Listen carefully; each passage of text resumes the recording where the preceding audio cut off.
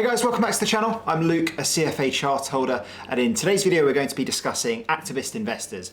We're going to define what they are, what their objectives are, and what are some of the strategies they use to execute on those objectives. So yeah, let's get into it.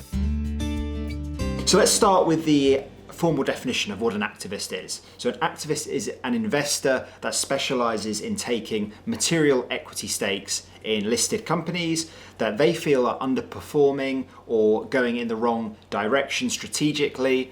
The activist wants to aggressively push for change within the company, and their primary objective is to create a significant increase in shareholder value. Activists target public companies. They feel those public companies are being undervalued, they're going in the wrong strategic direction, they're not creating value for their owners, and activists believe they have the answer. They know what needs to be done to turn around the company, what markets they need to pull out of or enter into, what product lines they need to stop selling, and what product lines to move into. Activists are known for pursuing sometimes quite radical strategies to try and create and increase company value. So yeah, let's discuss some of those strategies now. So the first strategy that activists often pursue is obtaining a board seat. So activists will look to obtain board representation or use other measures to initiate strategic, operational, or financial change within an organization. So they can do that once they've obtained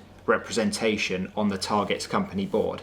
Second up, proxy contests, also known as proxy fights. Activists often place significant pressure on management teams to change strategic direction using tactics such as proxy fights to gain control of the company's board. They propose shareholder resolutions which require a vote, and publicizing issues of contention using a social media backed campaign.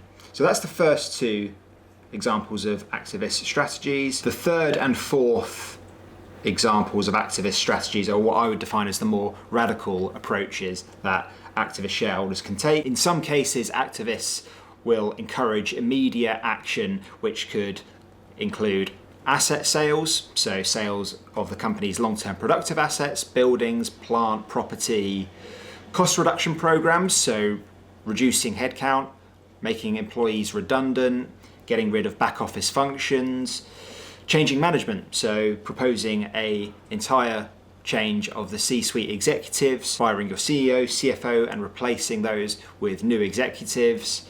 Changes to the capital structure, so changing the mix of debt and equity within the business, can sometimes create a more efficient, more balanced capital structure, which allows the company to purchase and fund its assets more efficiently. Pushing for dividend increases, so if the firm feels that management are wasting the capital and the profit that the business is generating, they could propose a higher amount of dividends are released to the shareholders.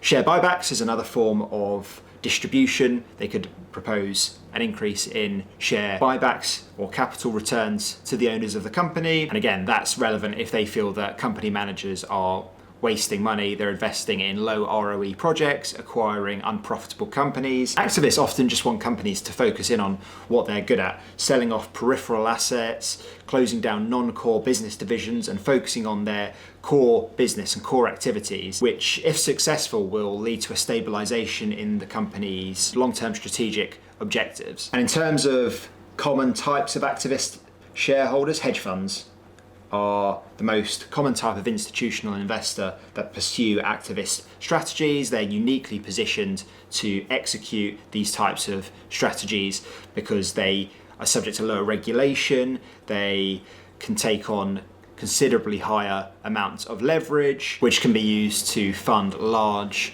share purchases in listed companies. And there are tons of examples of hedge funds out there that execute activist strategies. You've got Nelson Peltz and his fund. Bill Ackman is a famous activist investor. You've got Elliott Management. There's tons and tons of famous hedge funds out there that execute activist strategies pretty successfully.